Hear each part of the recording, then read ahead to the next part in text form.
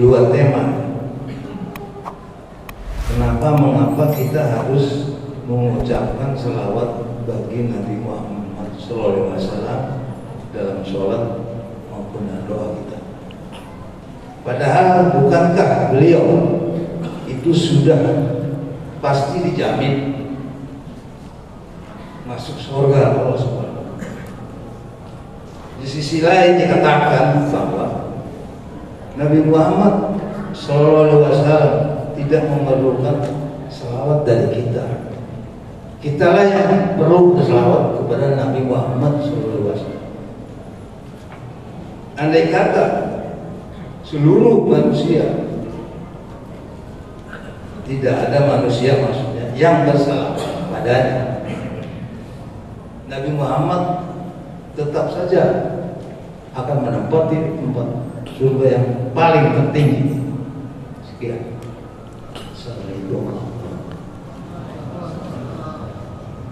Waalaikumsalam warahmatullahi wabarakatuh.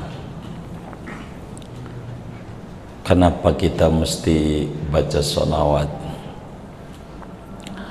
Sebetulnya ini adalah perintah Allah.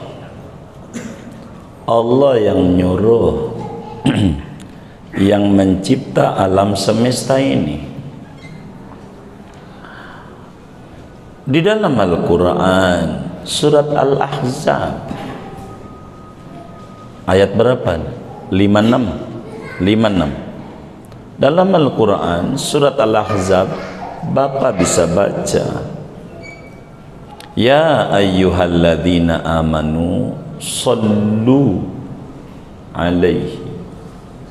Ya ayyuhalladzina amanu, wahai orang yang punya iman, sallu, bersolawatlah. Kalau pakailah perintah, amrun minallah bisalat, diperintahkan oleh Allah untuk kita bersolawat. Ini bukan karena Nabi tidak ada rahmat, orang dirinya aja rahmat, tapi kita ini butuh kepada Nabi. Seperti Bapak, ungkapan yang kedua, pada ungkapan yang kedua Bapak sampaikan, bukan Nabi yang butuh, kita yang butuh. Sebetulnya jawabannya itu, kitalah yang butuh sama Nabi. Nabi pun tidak butuh. Kita nggak baca sholawat, nggak apa-apa. Al-Quran justru yang digedor oleh Allah bukan Muslim. Muslim tidak disuruh baca sholawat, tidak. Muslim bukan. Coba baca ayatnya, ya ayyuhalladzina aslamu sallu, nggak ada. Yang ada, ya ayyuhalladzina amanu, yang merasa punya ikatan iman kepada Nabi, inilah yang baca sholawat kepada Nabi. Kenapa kita harus baca sholawat kepada Nabi? Orang kalau berbuat baik, Bapak, sebagai manusia normal, maka dia akan mencintai orang yang berbuat baik, akan membalas kebaikan orang yang berbuat baik. Itu normal. Siapa baik akan ada di dalam diri kita, pengen berbuat baik. Jubbilatil qulubu ala hubbi man ahsana ilaiha. Kata Rasulullah SAW, jiwa itu diberikan karakter akan mencintai orang yang baik pada dirinya. Dan tidak ada manusia yang paling baik kepada kita kecuali Habibuna Muhammad sallallahu alaihi wasallam. Ini manusia paling baik, bukan kepada kita umatnya, kepada orang lain. Banyak itu, panjang paparannya pada bagian itu. Nabi ini baik dan begitu banyak kebaikannya kepada kita. Dan man lam yashkurin nas lam yashkurillah.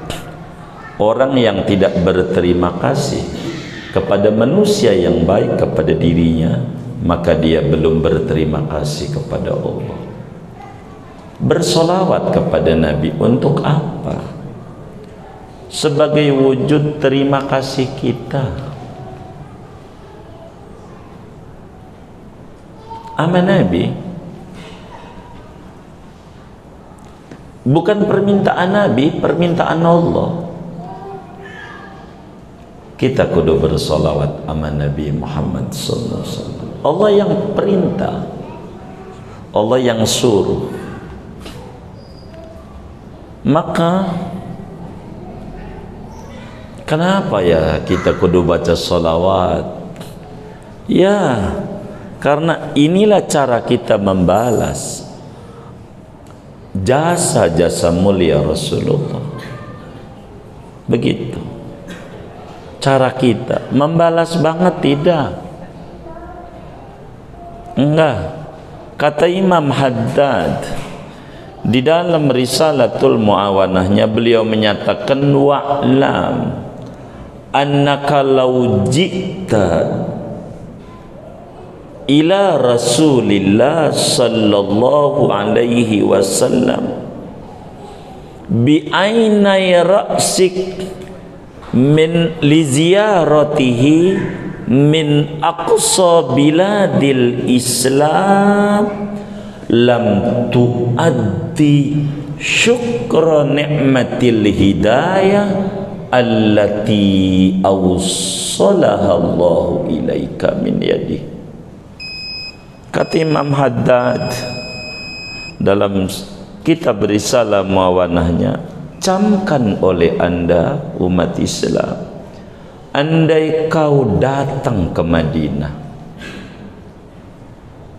dari negeri nun jauh di sana, dari Indonesia lah umpama, yang ribuan kilometer ke Madinah, pengen ziarah kepada Nabi,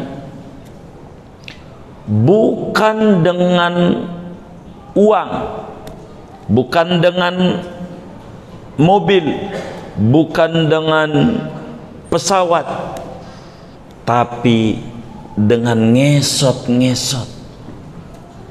Kita udah seteruk, ngesot-ngesot. Bahasa beliau lebih tinggi lagi, bi'ainai ra'sik, dengan dua bola matamu, bukan pakai kaki. Udah kebalik jalan kita, pakai pala, palanya di bawah, kakinya di atas. Saking udah gak bisa, ngesot udah gak bisa, tapi pengen balas jasa Rasulullah. Datang ke Madinah, ngesot-ngesot. Duit punya, bukan bokeh. Saking pengen balas jasa, ngesot. Ada yang pakai sepeda, ada yang pakai jalan kaki. Ini mengesot, pengen balas jasa kepada Rasulullah. Lam tuaddi syukur ni'matil hidayah allati awsalaha Allahu ilaika min yadih. Belum kebayar sepersekiannya, sekuku hitam juga kagak, daripada anda dapat hidayah Islam melalui tangan Rasulullah sallallahu alaihi wasallam. Enggak ada apa-apanya kita. Anak kita hormat sama kita, dia dapat ilmu pengajaran bagaimana seorang anak kudu hormat sama orang tua. Siapa yang ngajarin begitu? Rasulullah.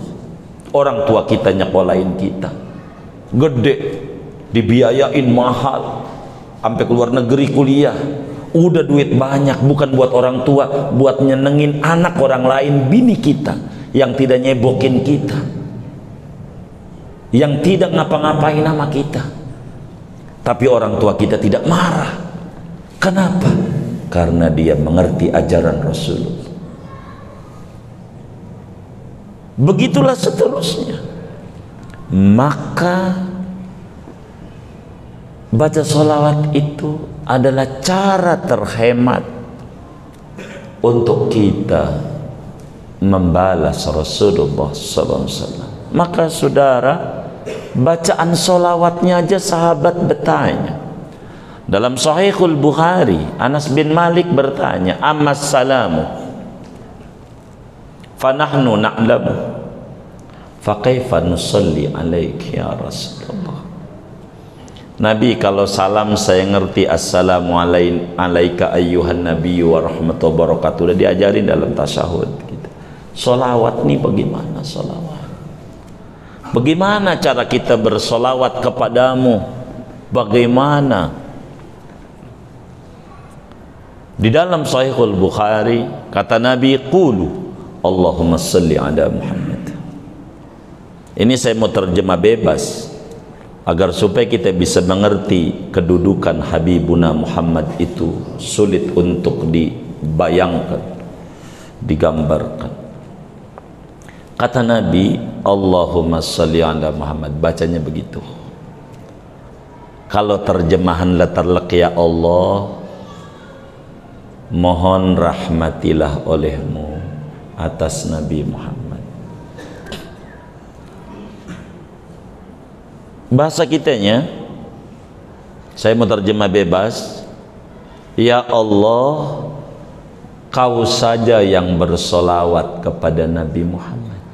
Coba, Nabi ditanya sahabatnya, bagaimana cara bersolawat? Nabi bilang, ente baca Allahumma sholli ala Muhammad.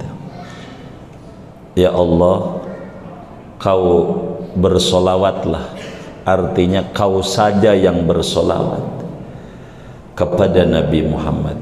Coba, Allah nyuruh ama kita, sallu alaihi, anda yang punya iman bersolawat sama Nabi Muhammad. Lalu sahabat nanya, nih Allah perintahin kita bersolawat gimana? Nabi ajarin, ya Allah kau saja yang bersolawat. Itu maknanya nyuruh, disuruh. Nyuruh lagi.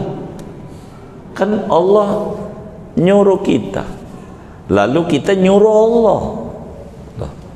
Kenapa ini? Inilah ketinggian sang Nabi. Maknanya, hakikat siapa Nabi Muhammad yang sesungguhnya kita tak tahu. Maka kalau dengan Allahumma sholli ala Muhammad itu adalah dengan bahasa yang sangat sempurna cara kita ngomongnya sama Allah, terjemahannya biar kita lengkap, bukan lengkap. Ya Allah, kami ini nggak paham tentang Nabi Muhammad kecuali secuil nama doang. Kakek buyutnya juga gak tahu saya namanya siapa. Kalau artis saya hafal Nabi. Ya Allah, saya nggak paham sama Nabi Muhammad. Enggak, kedudukannya kayak apa? Kalau ngasih tuh pantasnya bagaimana saya ini membalas jasa Nabi Muhammad, pantasnya bagaimana nggak ngerti saya. Jadi karena saya ini bodoh tentang Nabi Muhammad, saya serahkan lagi dah. Engkau saja yang ngasih solawat sama Nabi Muhammad. Kalau saya ini bodoh, pengetahuan orang bodoh nggak paham menghormati kiai aja nggak paham. Kiai aja yang ngerti bagaimana menghormati kiai ini. Bahasa gampangnya begitu. Bagaimana? Maka kitalah yang ngerti Nabi Muhammad adalah Allah. La ya'rifu qadra Muhammad illa khaliqu Muhammad. Tidak mengenal yang sesungguhnya kedudukan Nabi Muhammad kecuali penciptanya. Maka Allahumma sholli ala Muhammad, kau saja yang baca salawat. Ya Allah, kau saja yang kasih rahmat. Saya kagak ngerti. Makanya kata Imam Busiri, fa inna fadla rasulillahi laisa lahu haddun fayu'ribu anhu natiqun bifami. Sesungguhnya keluhuran, ketinggian siapa sesungguhnya Rasulullah tiada batas. Sulit. Sebab tidak ada makom setinggi makom Nabi Muhammad. Al-Imam Al-Kittani seorang ulama besar dari Afrika, Tunisia ini, di dalam kitabnya Jila'us Sodah, bagaimana maqam Ahmadiyah dan maqam Muhammadiyah, bagaimana aspek batin yang harus kita baca dari Nabi dan aspek lahir. Muhammad itu adalah aspek lahir syariat yang ada, maqam Ahmadiyah maqam sirru syariat. Ini kita nggak paham.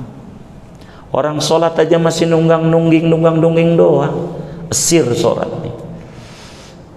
Maka sholawat ini nyelamatin buat kita.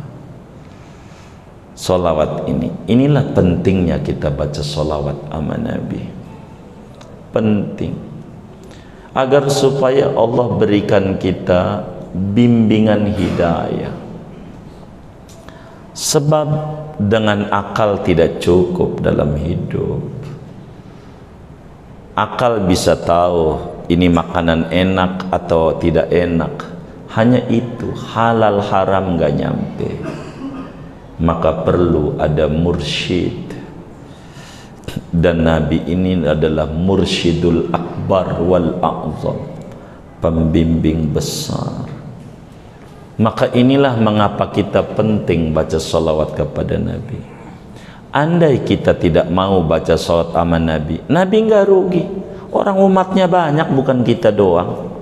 Kita nggak baca salawat nggak rugi. Saya suka bilang kalau di Mekah tuh sama teman-teman sholat di Masjidil Haram, saya tanya sama teman-teman dengan bahasa canda, ini yang sholat kira-kira ada nggak 1000? Oh lebih lah, ratusan ribu ini mah.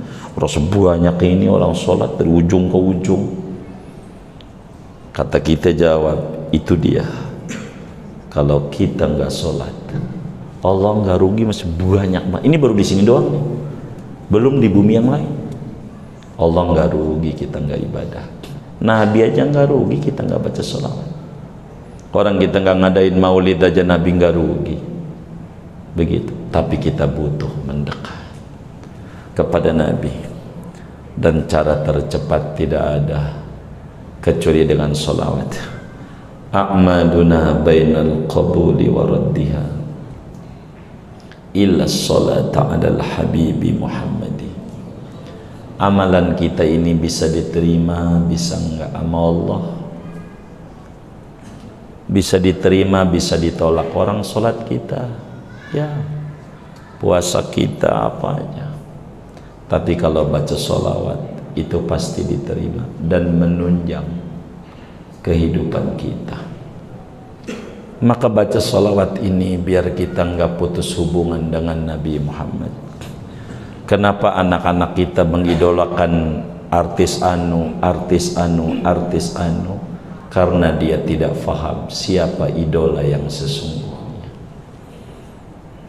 Siapa idola yang sesungguhnya. Maka penting, kami itu memotivasi doa. Banyak juga yang memprotes, ngapain sholawat ini untuk duit, sholawat untuk duit, sholawat untuk duit, begitu. Tapi yang protes itu minta duit juga padahal. Begitu. Saya kira kagak doyan duit ya. Ini kan ada kelas bayi, tentu nggak bisa dikasih singkong, kasihnya bubur. Ada kelas orang dewasa. Dalam ibadah kepada Allah ada kelasnya ilmul yaqin, ada kelasnya ainul yaqin, ada kelasnya haqqul yaqin, ada maqam musyahadah. Ini nggak bisa menuju kemari karena ini perjalanan spiritual. Maka mau tidak mau tahapan demi tahapan itu harus dilalui. Maka bagi orang yang masih awam, dah yang lain-lain nggak baca, baca aja sholawat. Dan yang terpendek ya sallallahu alaihi Muhammad. Yang tercakap nggak ada lagi Dalailul Khairat, yang insya Allah antara Oktober November kita ziarah ke Maroko, ke makam Imam Jazuli insya Allah. Sebab saya cinta sama salafus saleh, cinta sama awali waliullah. Tanpa mereka nggak kenal Islam kita. Nggak ada ulama siapa yang mengenalin Islam sama kita. maka kita harus kunjungin ulama. Bentar lagi insya Allah, tanggal berapa ya, 13 Maret kita mau ziarah ke Singapura, Malaysia, ke Thailand, kepada guru-guru daripada Syekh Nawawi Al-Bantani. Begitu. Dalam rangka apa? Ya hormat sama ulama-ulama. Begitu, hormat. Ini penting. Oleh karena itu, bersolawat kepada Nabi ini adalah amat sangat tinggi. Banyak orang memprotes, tapi Imam Busiri telah berikan batasan yang besar. Di dalam Burdah dijelaskan, qad tunkirul ainu daw'a syamsin min ramadin wa yunkiru hilwal ma'i min wa yunkirul famu hilwal ma'i min saqami. Terkadang mata itu mengingkari cahaya matahari bila sedang sakit mata. Terkadang lidah itu merasa pahit pada air yang manis lantaran sakit. Ada jeruk manis dirasa pahit, ada pisang manis dirasa pahit, ada pir manis kemudian dimakan pahit. Pastikan kita sedang sakit. Sholawat, seluruh ulama sepakat ini makanan paling enak. Bila kemudian kita merasa pahit, ini yang bermasalah adalah kitanya. Maka sholawat mungkin harus satu kajian tersendiri kalau pengen membedah kedudukan sholawat. Allah saja pakai innallaha wa malaikatahu yusholluna nabi, pakai inna itu namanya huruf taukid. Ada apa ini? Ini aja panjang kalau dibedah, saudara. Ala kulli hal, sholawat tidak ada jalan buat kita kecuali harus banyak-banyak baca sholawat. Kalau kami dongengin Imam Al-Bayyumi, ulama besar Mesir, kita belum nyampe di makamnya, di Mesir. Itu kalau lagi malas, nggak mood, baca sholawat dalam satu hari 100.000 kali. Itu lagi malasnya. Kayaknya kita lagi semangatnya aja ora dapat. Bener nggak? Begitu.